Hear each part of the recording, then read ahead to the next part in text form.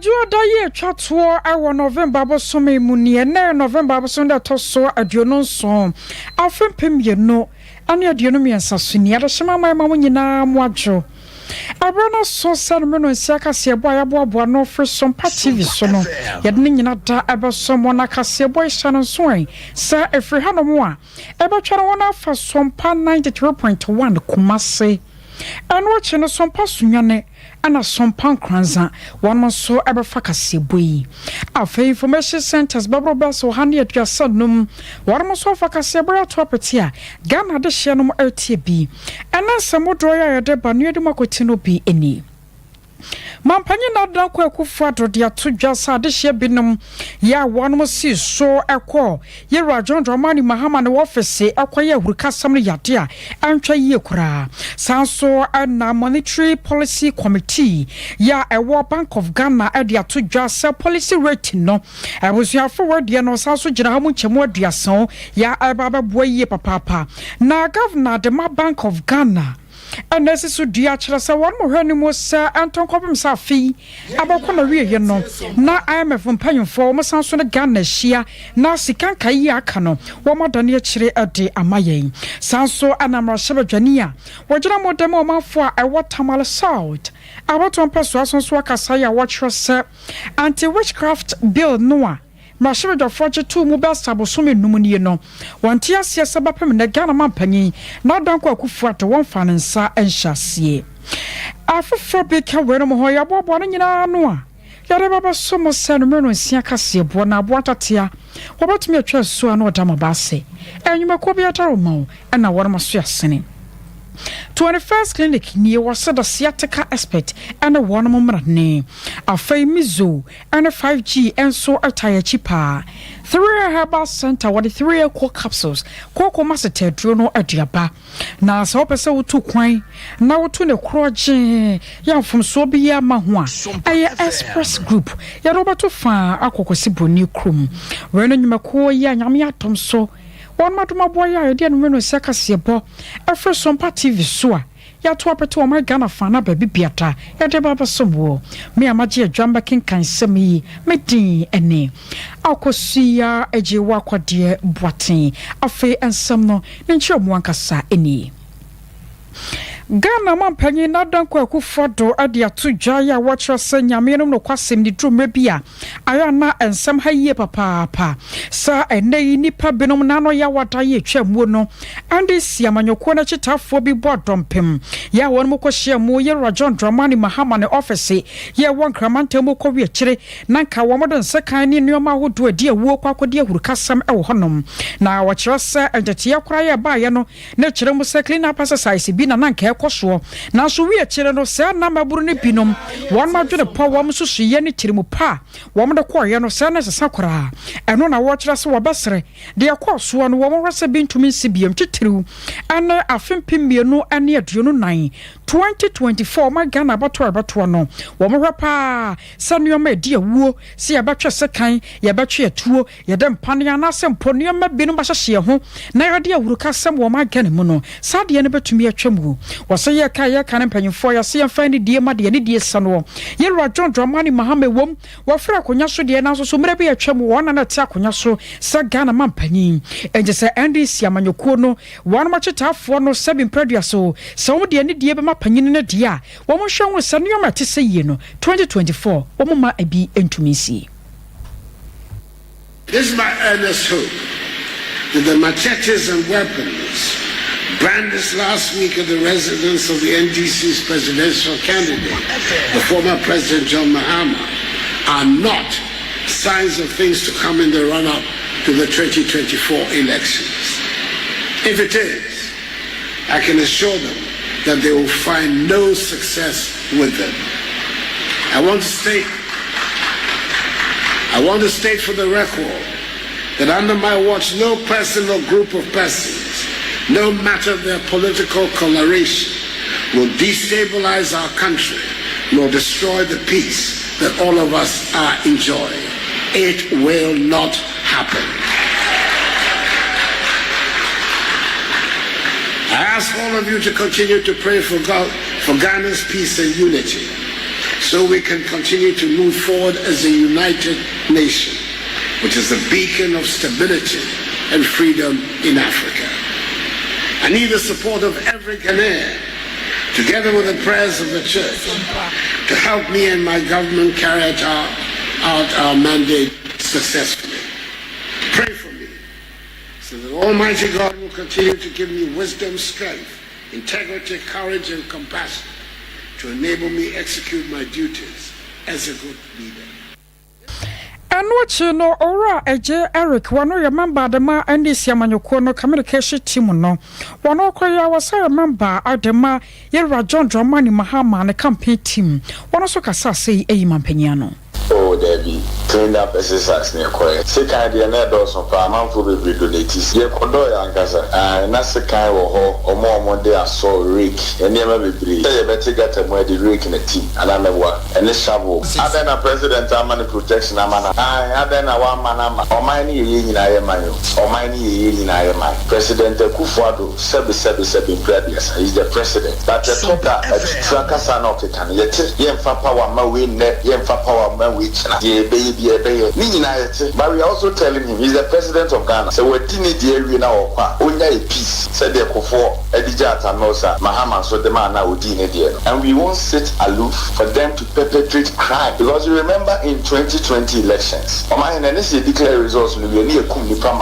watching. Okay. Yeah. This is what is the president I can want them that. What is what I want them that? Those such leaders in this country, they think that some man for Mutakran be share Gumomo Titunia, they are here. We are also prepared for him in this election. He is not contested, uncontested into one kind of non-part. The economy, he should manage it now with his abysmal performance in the country.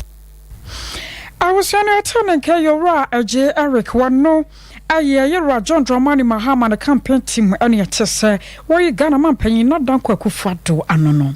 Ya to ansem so na monetary policy committee.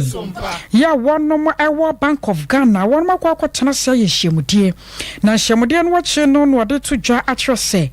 Aya sika wodro ya one more de ma bosia de masika kwabia wodro. Say one from ma Ghana for say bi obi pe bosia nwana ma wodro dada so no. Wo mo kire policy rate no. Wahamu chemu eduasa ana wamode atosuo na sano no kyerese committee no kwatena se no sane na tia dada no sabepe penalty ya sakraye bia ama ho enam so ama wonum kyeremu se ana sane na nkane no obi kwa akwabobo sia na wosu etwa adwadwo se ho si ho dosho akwakwa ya gina mo abo ne ade no enya de a Bank of Ghana to wo mu die nim etina kyerese yede so paso a ebeba be gina sane Ghana fo yabosia abo ne ho si ho enso be kwa akwie enam so ama governor edema Bank of Ghana Dr. Ernest Addison one so mpaka se adi nkoma church sampi no emu edi a chere. Inflation has continued to decelerate in the past few months, consistent with forecasts. The latest bank forecast indicates that the disinflation process is expected to continue,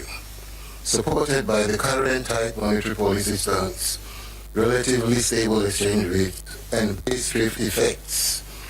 All the core measures of inflation and inflation expectations are pointing downwards, and the bank will remain vigilant on rates to the disinflation process. The committee noted that although inflation is decelerating, it remains high relative to target. Therefore, there is a need to keep the policy rate tighter for longer until inflation is firmly anchored on the downward trajectory. Target. Gives 1. Unify the currency holding for the cash reserve ratio requirement on foreign currency denominated deposits and domestic currency deposits for banks. The new unified cash reserve ratio for total deposits, both CD and foreign currency, are to be held in CDs, and this is being reset to 15% effective 30th November 2023. And what you know, Dr. Ernest Addison, so to us, which Musa, one more her name Musa, Anton Copem. I fear no, na I am from paying for Ghana buying one more share so Jonathan Yabaya. Sika botany, I heard more $3 billion say. ya ya wasa IMF besan so dia ka Ghana chi no won batumi dia maye na bronya yi anioma atumi ayende. Business and consumer sentiments remain largely stable. Private sector credit growth, however, remains due to risk aversion by banks amid tightened policy conditions and rising credit risk. With continued improvement in the macroeconomic conditions supported by declining inflation, credit conditions are expected to improve with a turnaround in credit ascension to support growth. The external payment position is expected to improve, underpinned by continuous implementation of the IMF-supported program and the Gold for Reserves program, among others. The early completion and settlement of favorable agreements with bilateral creditors and commercial bondholders will help boost confidence and trigger resource flows to the economy. The strong build-up in reserves have provided cushion against external vulnerabilities, including the cocoa syndicated loan. Reserve build-up will even be stronger by the end of the year on receipt of the cocoa loan and disbursement of the IMF second tranche. In the outlook, sustained fiscal consolidation will be needed to place the economy firmly on the course of disinflation. The implementation of the budget thus far has been strong, reflecting the attainment of fiscal targets under the program for the first review. The 2024 budget is also designed to reinforce the ongoing fiscal consolidation. I was attending a governor at the Bank of Ghana, Dr. Ernest Addison. Na afempe mienu ani aduonu miensa ya July bosume no na da na toso aduonu nwotwe ana na hyebedwafo kwatena se age ade a friend say Criminal Offences Amendment Bill 2022 atumu na eno no ayemra so nkokora ya watcho se ebaba ye bonafo sam wo magana mu se obi betena baabi no abo ne yonko bayie se obebo ne maame ne nana ne nua bi wabra woni adanse bi afa ho no wonia emra ebetumi ne wadi na efiri sabra no a womogi tu muo no abosome makomako num ne ye wosema mpanyi nado wonne nsa hyase na tumi di mu pa enam so amatamala sawo tamra hyebedwani wormonyafo haruna idrisu wonano atomo ye watchre sa nyame anim ni aye no wanwa ye papa pa sama mpanyi nado ade a hohia seye ya Ghana fo nyina hwa ne mo sanka janya hwekora no ye bagye atom ne ye maame no ye nananom mrewa edruma bi ebo won mo baye ye si won maboku won nyina dato betwa na so asema mpanya abu nuagu na som nye na dwen kora se wabagye pene ama sa mara na tumi adimu ewo magane mu enam som wode atodwa wo mahebedwafie ya wo kire mu se ha dwene na wosra mampanye se sa asem bi wo hono mu a won kana Ghana fo ye nso ye ntibie. Refer you to Article 106, in particular 1068 of the Constitution, even though you've captured the words that the appropriate thing be done. The Speaker, the Constitution provides that where the President refuses to assent to a bill, he shall within 14 days after the refusal, state in a memorandum to the Speaker any specific provisions of the bill which in his opinion should be reconsidered by Parliament, including his recommendations for amendment if any, or B, inform the Speaker that he has referred the bill to the Council of State for consideration and comment under Article 90 of this Constitution. Mr. Speaker, the rest follows. How many days since the clerk authenticated in your words this particular bill of amendment to the Witchcraft Act? And Mr. Speaker, I'm raising this issue because this House should never ever set a precedent where the President refuses to assent to a bill and can walk away as if that he has the mandate. Refer you to Article. And what you know, and a majority leader, your woman Ghana must have your fee. On Monya for say Chairman Sabuso, the two so say, and no qua. Dear, you have no do so can you not da. I know Sompa, no one dear TNE. Watch us summer one more just have any two moon no. wo mo kwatena se hunu se emfonso ba ko mienu bi wo ho nte wono kra pono etia na mo mo ko mampanyini nchen ekoyi na sutiri enti de mampanyi ya na sa speaker wono na baba tena se sane ye be yamfonso kakra no aba ho no wo matumi ahwe kwampa wo mo de be fa so na so bra mampanyini ya urade se woni speaker be hia no sabre no na speaker so etia ne nachi. And I've had calls to discuss this with the Speaker. After the passage of the bill, the usual things that we do, we came back and going through it, we saw major issues. That is from Parliament itself. And then we had some conversation with the Speaker that we need, and also inform the President that there are fundamental issues with the bill which has been passed by Parliament, which prompted the President to indicate that he will then have to have some conversation with the Speaker on this matter. Unfortunately, at the time, the Speaker was not available. And when the Speaker came, the President was also not available. I think on many occasions. And so that has contributed to the matter still being on the burner. And what you know, and not Chama here, your my Ghana Marsha, few and for Alban Sumana, backbench, so the two judge must say, Yamianimni, Sakwabasa, one more pass a bill be. Now from so be but who am penny not doing in perfect, say, I need this war. It is a name I'm paying the search on Hoba, no Saba Council for Franyatia or no, Obejatum. Parliament as an institution must be taken seriously by everybody in this country. It's for good reason that the framers of the Constitution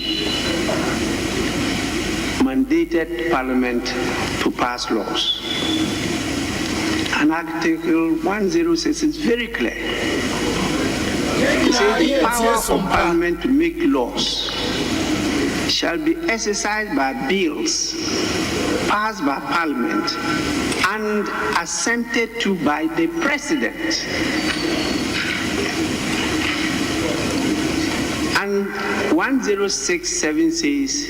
where a bill passed by Parliament is presented to the President for assent, he shall signify within 7 days after the presentation to the Speaker that he assents to the bill or that he refuses to assent to the bill. I was on your turn and carry a charming and your my Ghana Marsha fee on one for Alban Sumana Bagbin.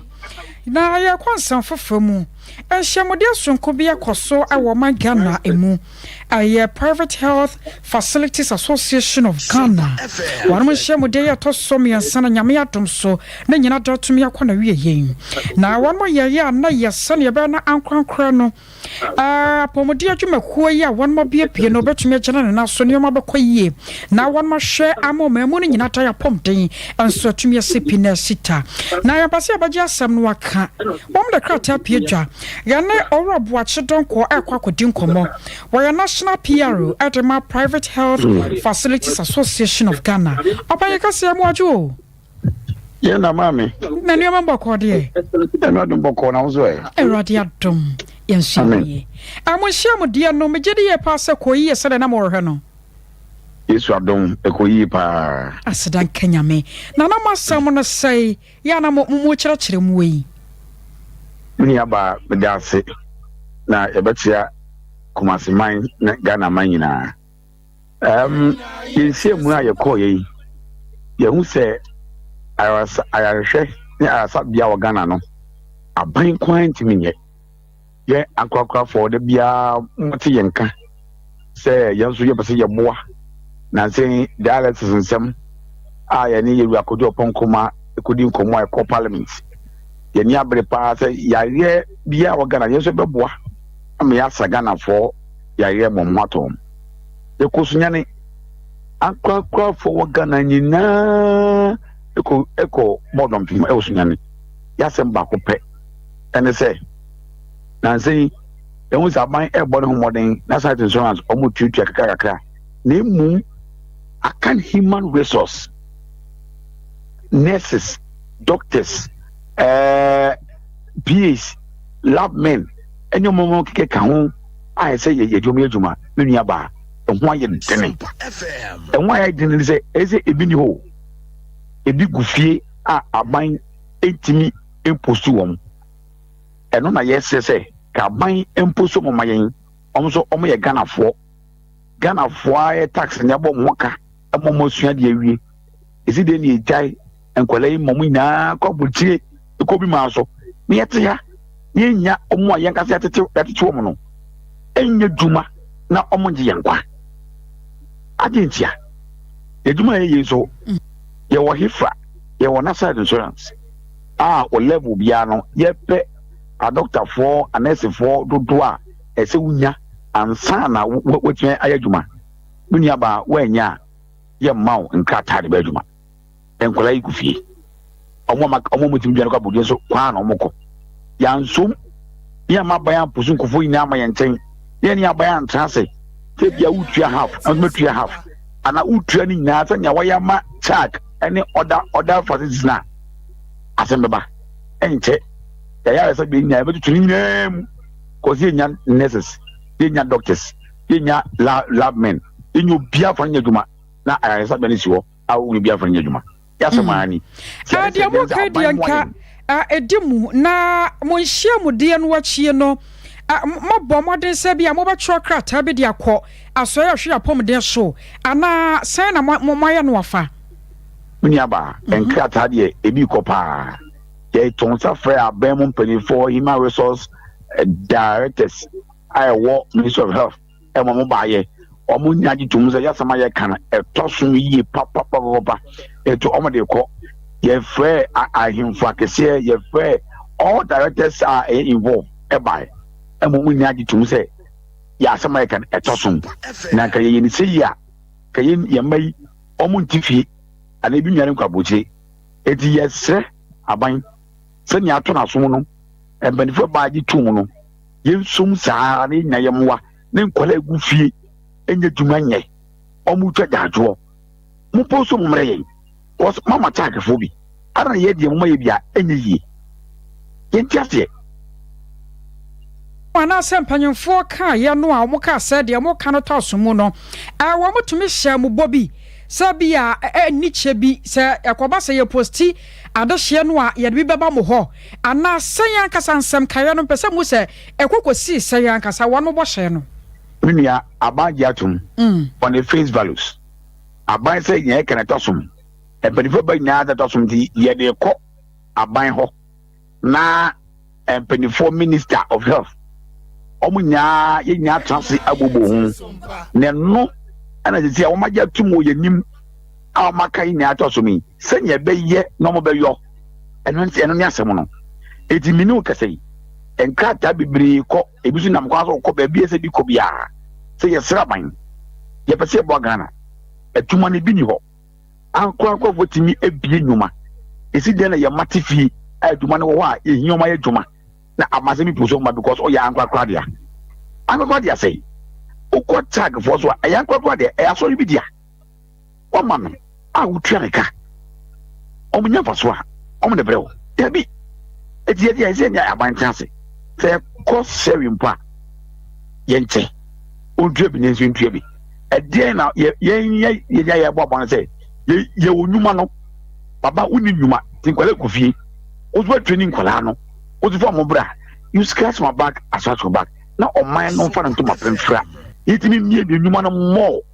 ne nkwala yi nya bi nye uwie school a un kwaboche un trafie ma zo wato yo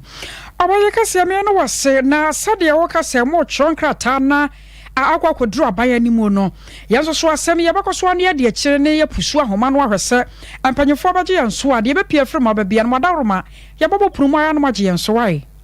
Beja super mini aba. Yes, you see. I was saying, I didn't come a year up what you don't know. Our national PRO at the Private Health Facilities Association of Ghana. Now, say one must summon the Tosmu, and Jakasa Baba Jatum, na Yadia Chuma, my Ghana emu. I was saying, at once, some so. Na kwabena mani ampoya otosumi no ayeman so wacha so hene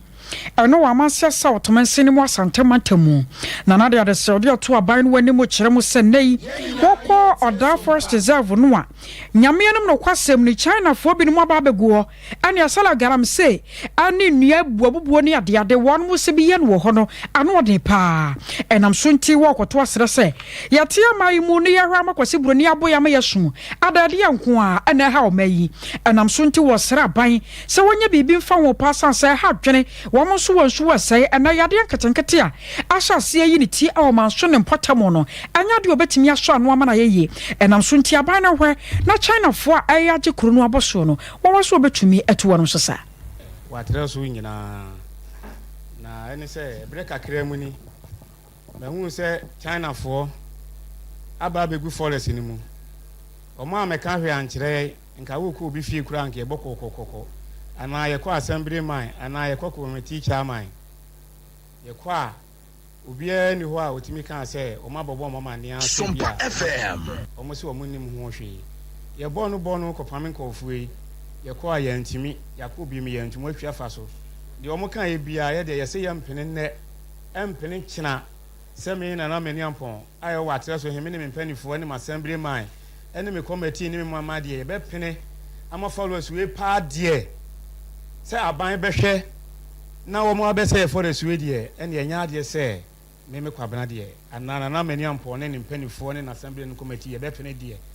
enye adwuma enti wo nsan fa wo musika nye dai enko ema ye no mo bo no paache obiara ya mpene ene ye hye wo so wo nkokesa wo niema enti ne dai no ya hwe a wo nko ya sa na wo mo hye wo nko enti ye pese enti mesre sante hene temenka nana kufare temenka ogunde ne hwe ha no mo mesre o mo ntwa ni me hwe wa atre so ye nyina ye tie Sompa sa we say obi odidi pum odi ye na wo makra wunwura mu nkotwa ena de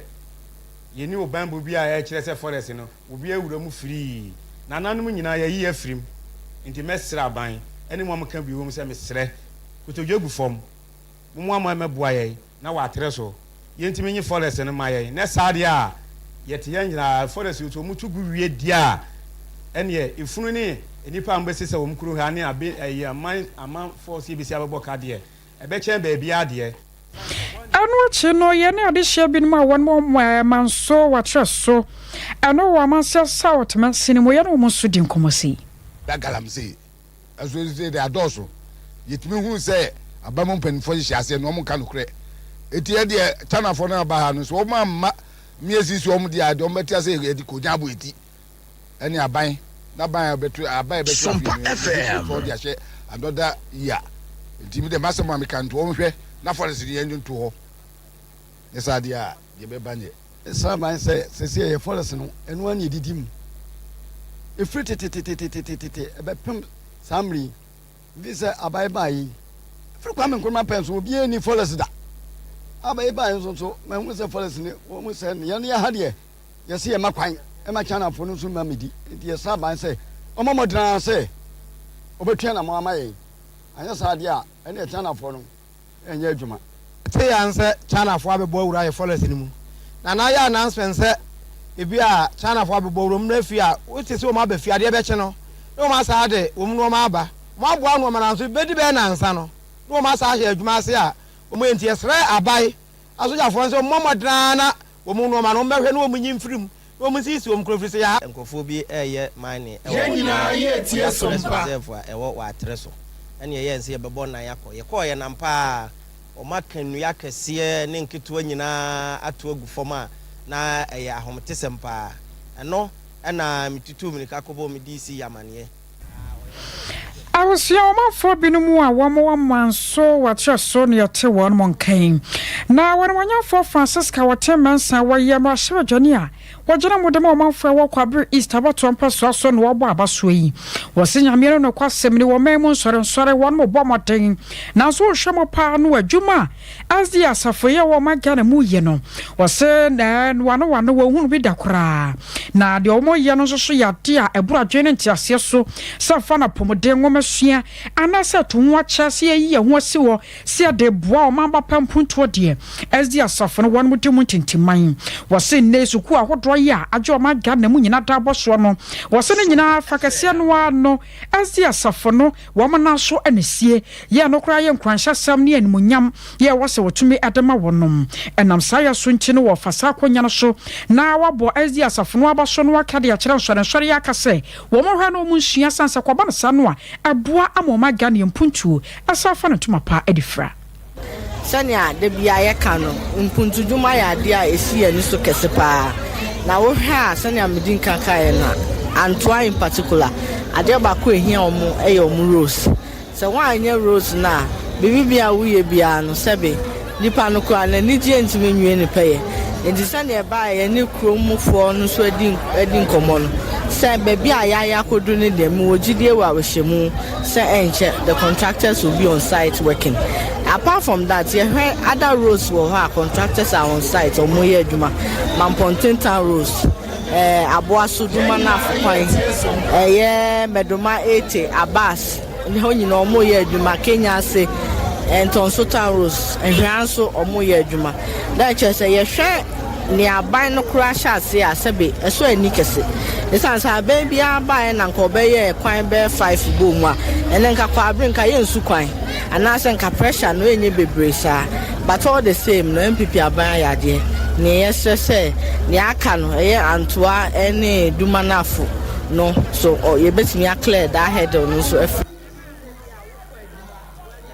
Francisca Oteman Sanono waya kwabre East Mrasha Bejani. Anna Mrasha Bejafie na anya sanketo akorada ne nyina da afa 2024 budget no. Sam Mrasha Bejafo ba so adwene fa ho ye be ho kwampa de ba fa so de nkwa yie no. Wo be hada ne dane mu ama sakraya mapa tumi aba mu. Eno na Mrasha Bejani a wajina wade mo manfra wa da baton peso so wono akroye yi warrior second deputy whip awardom kuma no afa ma me comfort doyi wo kwam no hyebedwafie ene wo kwa no aboa no papa sanitary party wade be kwa na amwase so watambie wo kwa ya no wo kwa akokire mu se wo se wo kwa nsu ase na wo hwe vivibonea efra aboa da nchemu anyame no kwasem no behunu mobo na Ghana ma ya kase ye kan nsem akere memma ansha musika nyina dom de bema ye no mo de aboye dwetire sanse ma brɛ pa wo so hwɛ bosome se bosome aso na waba yede amoase na na bobo bono a aya na ha adwene sanse na sanitary pad sika pa so obeyidi ato no ebi okora nwɔtwe ebi so hyemu num ebi kura de abusua enwobro ni wo mu tirim ennan ne de atwiam enso ne bo den hwa na ekwa akoto wo se sa nneoma nyina akwa ya de so aba bato maso na so mema nhuma amobo enti na eto akase ne yasoa e de agu sanitary pad so obesra ban se sanka betumi a ena agina yakase ya ban no wasie sa sanitary pads ahodo a ye no ma ga na mu wo yitu afiri so no ankankaye no ya krade firi kwase broni kromu no so no wo so betumi ayi sanso wo ba bia ena sanitary pad ya wo ba eye de mano. This is our pride, and it is not our fault to menstruate. These rural communities are suffering when it comes to menstruation. Mr. Speaker, I have brought evidence to show you, and I will tender the evidence to tell you why we should make it free. Mr. Speaker, this is 20 Ghana in the market, and I spoke to the girls in the rural communities. I went to run myself as with a vice chairperson for the women caucus in this house, and I asked them how they afford to get it, and the women told me those who have 4 girls said I have 4 girls who are in their poverty stage and they are menstruating. They cannot use 100 Ghana a month to buy for them because they cannot afford 3 square meals for them in a day. So what they resort to is to use this one for them And Mr. Speaker, this is what the girls in the rural communities are looking. That's why we are crying. That allowed them to also get this one free of charge. Mr. Speaker, all that we are pleading for is we are speaking for the voiceless. We are speaking for people who cannot come here and fight for their rights. And it is our duty as women. We are not here to come and asem here no mama nani abrepa na we ni kwa so no nko na ko awose me wo ma hye dwafie nyina sore sansa sanitary pad no ene ne bo no waye den mama comfort do no no waye mra hye badwane a wajeno de manfo a ewa dabato mpeso so ane yetesa sanitary pad ane wa maso se ya no de kire mra hye badwafie ma na mema obi ahwa bi ne bo no akosoro ewi a kire nso a watama moase ene ma ne ntimi nto sanitary pad nti amoase ne wo mde bo enti wuti anya yi a akogo hwani mu ase kwa ewo monten so anya de so a etwa yi ewo mayi mu arosua 21st clinic ye comfort ya mawo omo ya siatika hospital where woto asentene me se bro nya na ben nipadua na pa no nko a enti tena se wanya dache fama already no nipadua no bo ho ka Mexican ferry na waka sanyo wapomudin anything you say kwa 21st clinic honom yade be ne hawo otete wana epese gu wani mu ase bronyai gu yade ne mumani mu ase mane wo sa no kwa wani abre pa se bronyai nkokọ obetwe ne tan emponche nyina abarebi enti woto asentene no ama ame atwe dasa no a wa wontumi ntena se wontumi nyina ho woda wokora de abobo no kwa 21st wono sansa ye ne abene mu ya kwadre mu pa na mu abasobode de eye befua ano ntiri ya se nyame ya domo a abusua se no kra no ye branches ahodo bia no kwa ye be ho kama ana no memenda ye twa mu no hu de ye ya maame no makunafo ye hwe wan mu nyina wo mapomde awo ye branches ahodo enti ya se gbowura ye branches bia wo kwa wo se wo to asentini na twenwa na se mpo yade nkaye wo kwa 21st ye be hwe kuma se ya washo overseas junction ye by Alpha Radio obwasen so ya wakansa quarters court junction and Cradome market in ye wo and afeso nyan nkransa tachiman on sabakan ye bibia ni afre ye 0540 311 0540 311 mizo and 5G drinky ebusua boso adwama so pa bronye no ane ye no mu edaboko na edenso emusa pi online no enti bronya no wunya na saa no a we abusua chamfa maami tobi mankoda ne nkotwetwen ena ma bronya die ne yedie ha ho kotomizu nanya 5G ka ho whatever 5G ma papa na wona nkoda no no mizu no emu piunya brodobia ana wode Christmas enti topai bi na wode aka ho de ama wonom onsa ne tie no akobo no sa no wo bronya no wo madi awia no wonya jollof kaka na sa de sinchen ka ho ana wode nya ewufufuo bi ma akora de fufuo ne yepe wonya fufuo sa no a de posimuo na wode asiwo na de mizu kakra atanche ense bronya be de pa aha fra ya homa no ne kopendo do mu tu ya na nkoda no nyina na ennom wo aya 0246 270221 0246 270221 3 Herbal Center yade 3 ko capsule saba ekoko masete dru he sene so se ya keka na no ya batena ha ya kasa na ye January bosomne de dikan ana November bosomne de toso aduonu nso ankakran nyame de ye twa afedi ebiem ena abema kokko age waboso kokko age wani a machese wojo ba bia anye efefere woto ana sempo ama wosisi no ntime nya adwuma sane wo so ye no be ma sisi no maye mrana awade ne ntime nya adwuma yie constipation ntumi nya nan yese kwana kwato 3 ko capsules kokko masete duro no waso yiyam na bro nye watumi adedi adebia shanai ye bonto no wane ye bo 0546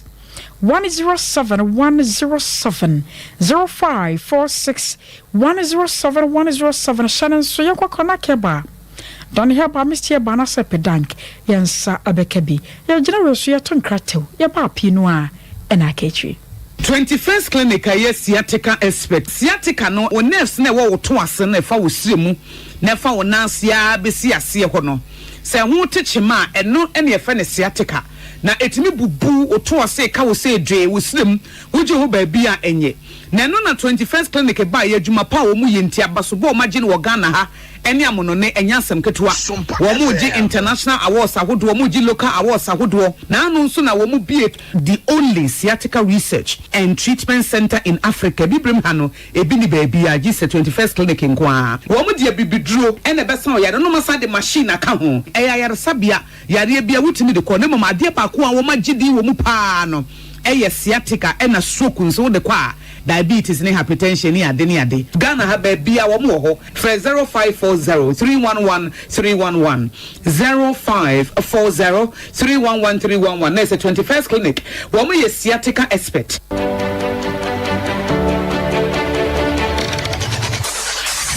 Introducing Mixer 5G Sparkling Drink, a whole new refreshment in a can. Mixer 5G is a tasty non-alcoholic drink. It is a perfect companion for all your events, including parties, weddings, and funerals. It is made with green tea, ginseng, guarana, grapes, and grapefruit. Get refreshed with Mixer 5G Sparkling Drink. For bulk purchases, contact 0246 270 221. This advert is FDA approved.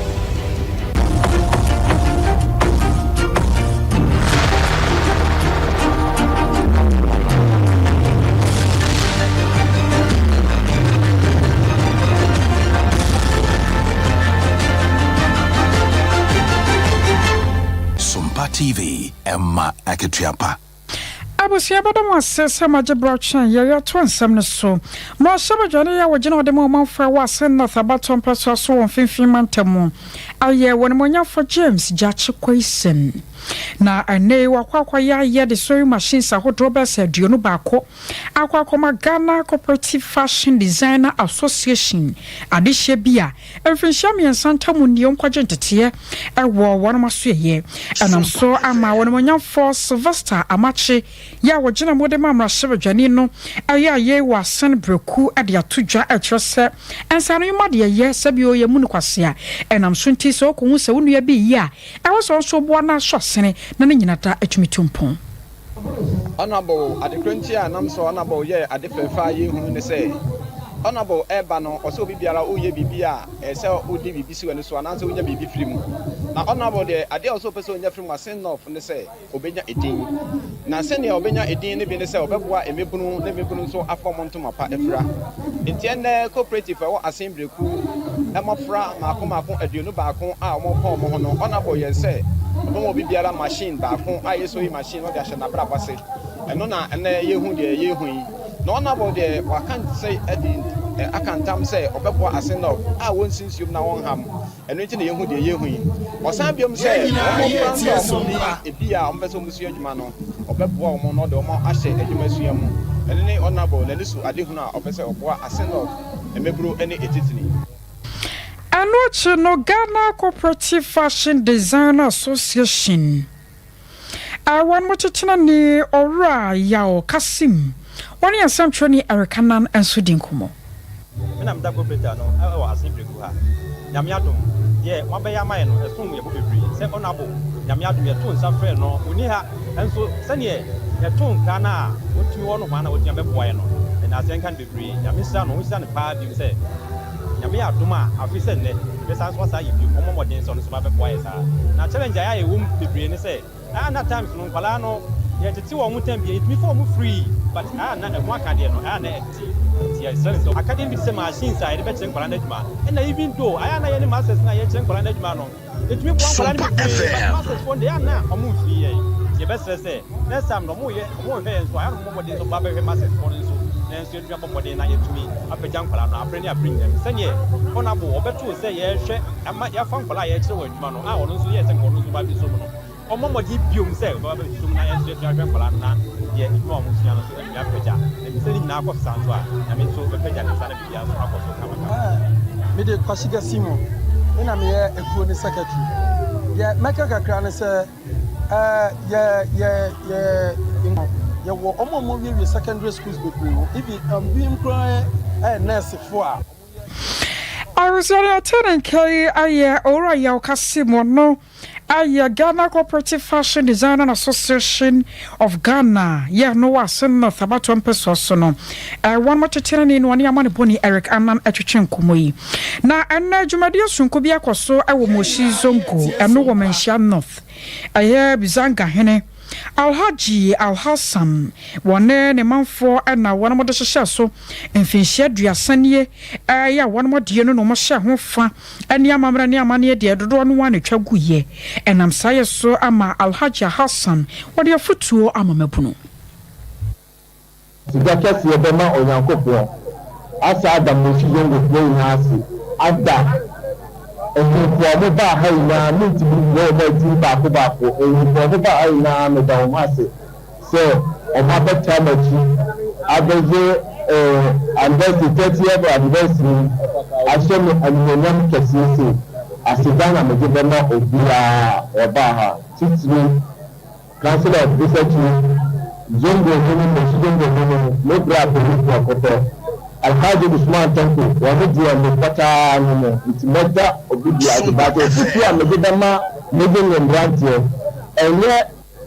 wonne yesi 30 years no nipa wa mbon play ya yem because asimesi ya ohene intime ma hindie no a medi ye no medi se medi anamopa ene mpelvo na medi mpelvo achi na medi ye and to the papa for that you do I was attending Kaya Bizanga Hene Alhaji Alhassan. Now, your quarter smith from home and see. They had to teach them, said, Robin was so one more year for. I was near one more chrono, our Honoman, so I'm a one was saying your mother choir. I have Pajaro, the registration number IAGS 3236-17. And my Bruno Paja a day at tomb. Now, Santa Santa Santa, your common so. And some member when young for lot adwa sare akwa kodi nkomo papa wo sa hwani musa nyame ya dom December abosom no asamene member sabato no manfo besa to ba asade amane biem ono boya mojo mejo so menu aba boni adwuma panso adwuma da ase nyado na radio manfo ade na ya tetie ya ba ne sai ankasa kire bu kakra yo dedi kan me da Sompa for ne modwuma yefo ne botiefo nyina me mo nyina adwo na mama nananom a sabre mo wo osomefre ho titiro ne ya pesa electoral area me chache mo nyina na ye mo nso monitie senwumei omutie Sompa ma me se obi sa me ne asi e wo bosomefre ho a na meka se eye no kre se Rukasem bisa akoso ewo mikro ba kwa ye frɛ ho apentubom na ekoso ifiada itwemu ya weekends ifiada ye anadwo donko ade ya bete memenda ena sa Rukasem ikoso nipa ye obo mama ne ye se asrafo anase akromfo abeta akeno no ne din de de bete kakra na ofreme bra na abo anadwo no mienu apa ho sema aduonu nwotwe na ekire na okata me se omoba ho anadwo du baako enti na omo ya spend 2 hours omoba ye no omo ebo ni prum ekatero ne se omo ye asrafo enti ono nso ebo no modern free obi se ono agasa mu de anadwo sabre de na de obesoro enti obi emra na omehia omo na de ntia okubaye no one omo nkasa nipa me ba ya ne se omuso onimu se omuhia 4 billion efri ne ho eye sika dada no eno nti nipa no enini ti koma kusi se onya se sika ne ma won na emo ogina ho ne de 7000 eye ene sika no ene se ne ho enti so omo beti dia omo sase ebra okasa no bo no e de ababo ni trim e de soke na eno achi na nipa no omo ko ne sunu hu se da bi wampia ebi a mo betimi edi ne bone a eso enti se opie baaya ono nso omo tie no kwose baabi ebobo na sikakro na omo nso edimandi free ne ho ebi bono no na ebi nso ewura ne dem enti omo wura dem no bra na yere wo ho no omo seche ema sika bi a omo nya no dem obi ano omo etime fine enum na aso nso pie ema omo kan na aso to from tietia no se ne omo pe ena omo bo wura na aso dem nso sika bi a wo ho bia omo fine na omo wie ni nyina no na eyade abrante na timi afre me bra na o hye dem no ama me nso mabeka asiwa police fo ho ya adwen se ye mu bi akwa pentubom na yakobo abrante no age na free torrent ma eto ninimu na numu no mo sa ma ye nya ne tie se nkrofo na wie e di abrante na seka mu etuka no a omdo omoni akyere asiwa kwan so ufre asiwa komi kromu akro ba ko fre no bobiem e ho beria ho nti e ba sa no police fo ni gina baria no so eto baria no e de twen wo mo ampa omo beduru ho omo beduru a police fo no ne omo ya no baba ye no omo ka so omo ya soldier fo na police fo no say fine so mo ye soldier fo dia ene ye commander say yempa momra office say omo be ko office so omo nko de hunu ya ne say omo mu pika no ya speed omo di movie ye no ama police fo no hu say da bi na de office o de omo be ko enti omo ma warning shoot ene ade a esa say omo say police fo no tututuo no speed omo de na ama omo antimi anka bi ansi kumase kwem ana kwan ekọ asokwa dansi nemu omo ko omo nimu tentere so eno nso eye kwan ana enko enti omo ko kai kwan no so baby eno nti omo si pom de omo ni ekire wirem ye hu ni sa no yanso ye frefrem kura etwa ye hu asia menka ne say within 1 hour time no amanfo ye yadom ema kuro ba ko ye frɛ no num so omo timeti enipa mienu eno achi ena yensa so ba akumu eka ho a ema omo be ye me yensa ntu bi sa me an tofa bomu no sa na metimi akire mu na just say we no wo mo ya srafo ankasa mebo a ne ubi sa me de me metimi adi ho adanse because as a layman minim so obi se soja tade a we soja ni and this is no wo wura no a wo mo koye na sa no wadaro mo na pom de ho nsam te sei ehu bi abo na kakra wo pray ana wo yodan ba ko na America so di kan nipa na ma okosia omo ne de omo de aba bo ni trim esoke no ebo no se ne omo penti doctor for eje no second person no so omo bo ne sa anti ono so koda ho bi but ye ka se je ya de sa ji omo bi no dira ya ya se omo mreti e bi se omo pa omo ho emekire yo awono bo ma na wase na nyame ya domo a December so ya baba tawachi wa ye na omodem bo a wo bo abato ani mu mo me hinya mo apa ka me ni be je ho sa kwan no so nti mo modem na mo bra yo me so da mo asi I was for the end dim komo yon mo nya for lot adu asar no no ya assembly member our ya person electoral area no our bosme fra ho mansi no emu ya to ansam no aso na watwe ye twa mo na no memenda no 21st clinic ya Dr. Blizzard Foster tipe so da power down no ewusua wo de apomden hwehwe mu sonko ahyehyɛ so pa nyamenom no kwasem ni nipa pepian koma ena baba dompem ewo won mo branches ahodo a na won mo rasa won mo pomden bekɔyie ane yade ahodo ba ho osa ebi de typhoid chazana yade de sɛhyɛhyɛ maame akunafo won mo ho ena mo de tifie etenya 21st adawroma anka yade we nyina da nkanya de a ombehu enam so ama won madawromanti won motimi hwehwe ni padodo no a amema won mu nura nei ebinu matete asie enam so ma maame no makunafo de atodwa etrese nyame anim 21st yanya mudani mu yebuei emo yade de mo yana so bi mada samba yese wasa afebia mo bahwe akunafo won mapomde mu sane be ye bese piese tade nyankropo twedi ampon on hyira mo emans emre so biem Sanya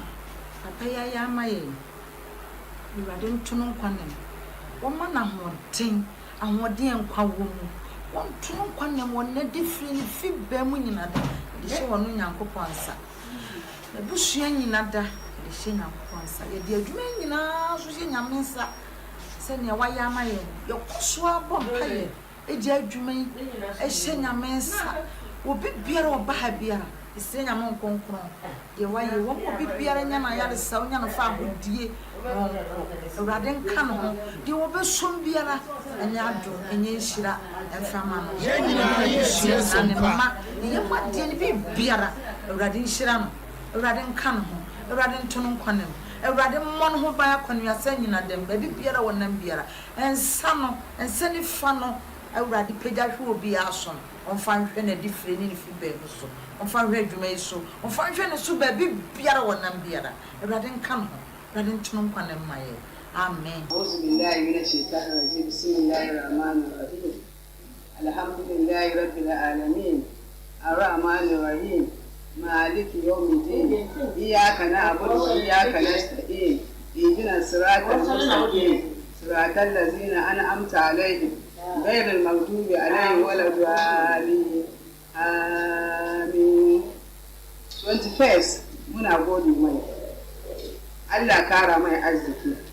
Allah sa aiki ya ci gaba ya je nisa ya bunkasa ya bude cikin garin gana duka Awusiano ya mame ekunafo na yete se one more 21st clinic kaseno na sadia na no memende twa mo one more ye no wo mada one masepa ya kwa ma no so na ne amane boni ya reka na kwa kwatwetwe nkomo ne yatete a kire se ewoto senya west man sinimu nyame nko aka koda wanya mfehia no mienu nipa bofo bi de ne kwa kwagiskaduro arek majwe Njoso akosia. Yeah, da bia de baba bia soso. Na wenso Me da se akosia, ase na odi kankan no. Sa arohusemi. Ese ya papa ba ko a ono ekọ ahayo. Ewo ewutu senya ehonom biroku ehonom no na ese okọ ni nnwuma so a ahomache no ne onanam kwaye mu a ana ote akoda no isu a we say samre ni akoda sun die ene me mompini ho na me hu adekode potia kosunte ne obopini ho nam no hu say abrante ba ko a onimu no okura sekan ni tese enwoma opese ohwe na odi akoda na wu nte ne ohu no na ana ne nemu mrika odi edwane ya ne ono papa ehwe egba akoda na bomu ene odi ne kokosie okoko ya police for asutira omo so etime bababe fa akoda no ede akoda ne koye na ene no ade a asem ne ba no pe ne edidi di tira na nyumre ne aba ekyiremu a abrante kro na odi sanya mransam na kasa de beto samra hanom hyemu a ekoso no ade a aposifon ensan kan obi bia nhwemu guso a ekoso na emom no kamia esa abofra na nkasa no me nhwemu aba beteja kyeremu a emse abofra no yare na eno ne sasunti anebusiafo no bi ese yade akra ne yare no protocol ese cerebral palsy intino emse akra ne nantie ne na adwen nyom nhyeda enkoyisa intino ebusia no empa akoda no eno nam so ana ma ebusia no to akoda no hwe etune na ohwe akosia mfonyini bi amesoma ba enu se akoda ne da honom na bottle ahaban mu no bi eda na akoda ne nchen na nyoma bi egu bottle ni mesusu se sa de kodie no ebe poison na eduane egu ayewa mu sa eduane no